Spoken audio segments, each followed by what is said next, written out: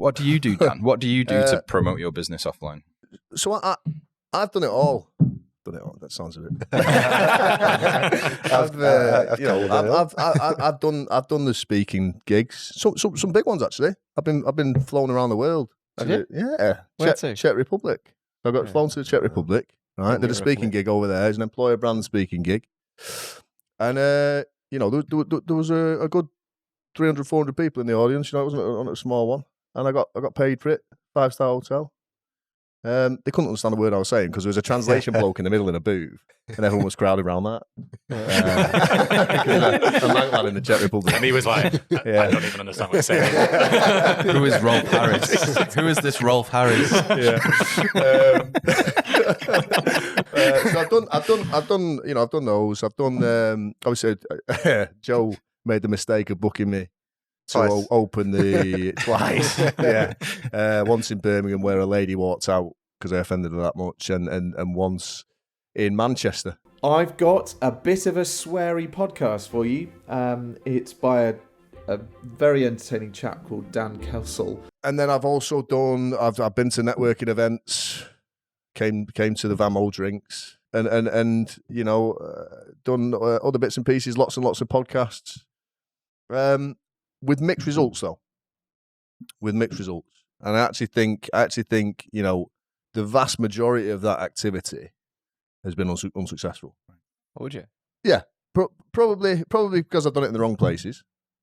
Probably because, despite my grumpy exterior, can be quite a nice person. So I've done a lot of favors going on podcasts that are just random or just some 18-year-old kid who's decided to do one and thought I'd help him out.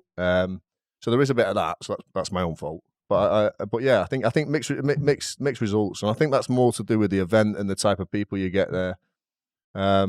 Because generally I don't like people. That's the problem. So why did you do them? Why did you do those?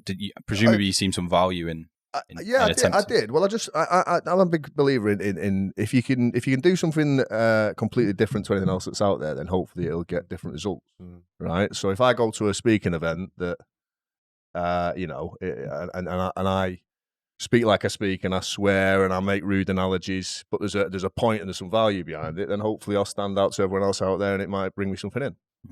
That's the theory behind it. So your aim to it is to win more business, though, right? Get yourself out there. Yeah, of course it is, and that was been my problem with it. But then again, you got to ask yourself, well, do most of my posts bring me in money? And the vast majority probably don't. Yeah. But it's probably a similar percentage, isn't it? Yeah. It's I'm increasingly convinced that that business is just about like sowing seeds, and so like I'm sort of thinking about stuff that 6 years ago when we started the marketing meetup, like from a business perspective, from a commercial perspective, it made no sense. It wasn't the reason I was doing it. Yeah. I was doing it to meet nice people, learn about marketing, and do it in a place that felt safe. But actually, over these 6 years, I mean, the community is phenomenal, but we've also turned it into a legitimate business as well. But a lot of the things that we did 6 years ago are the stuff that's paying off now. It doesn't make sense to do it in the short term. Like, I think the short-termism in business is a real problem that we have right now. I think, like, so often we put our pressure on ourselves to sort of say, we need this thing tomorrow. We need to make 100 grand tomorrow. Otherwise, this thing isn't going to be worth our time. But it's just about like sowing that seed, and you just don't know where it goes. I think, people almost have to go into it sometimes with that mindset of like, you know what, I'm just going to have an authentic connection. I'm going to go in and I'm going to create something that means something with people who share something, a thought, an experience, a point of interest with me. Those are the things where I think like, you just never know where it goes. I know there's things that we've done from years ago that bring in leads for us now. And it could be stuff we've done on YouTube. I did an event in Belfast where I agreed to do it. I didn't even realize it was going to be a talking event, right? Yeah. I thought I was going to do a meeting with a social media company. Turned up, I thought I was doing like a meeting with like 7 people. Right. Turned up, it was on stage. It's a 60-foot screen behind me. I had is that when you had a big knob? 6-foot clock behind me. Yeah. That was only going to be on a laptop screen. But some people even now say, "Oh, I saw you talk at that event," and I think that gets overlooked, especially when people want you to do marketing for them and create stuff for them because they want to. I want a result. I want a 7-day campaign. I want 1,000 leads on Friday. They don't realize that video you did 2 years ago, someone might watch it, and that's the thing. A great point. And also the other thing that somebody told me about, because I said this about these podcasts and said I keep doing all these podcasts for no reason. I don't really see what the purpose is. And they were, it might have been Sophie Milliken, maybe something like that. But she was but it contributes overall to SEO, because obviously the more content that's got your name on it out there, and more people talking about you, and the more traffic that's driving towards your website and your brand and your name, the further up in Google's rankings you are. So actually, it has a positive effect on that. But this is the lie that we tell about marketing all the time, right? It's about attribution, and people want to say, I put £5 in the campaign, and I got 20 quid back. Life doesn't work like that. Yeah. Business doesn't work like that. Like I'm up, 5 years ago, there's no way I could have imagined that I'll be up in Liverpool meeting a mate, who I'd spent 3 years speaking to, but never met in person. But there I was last night. You just don't know where these things are going to go. Yeah. You have to be planting these things. And like you say, 2 years later down the line, it turns into real business. I mean, the quote is that you build your community before you need it. And you have to do that. Genuinely, it feels like that's such an important thing that we just neglect.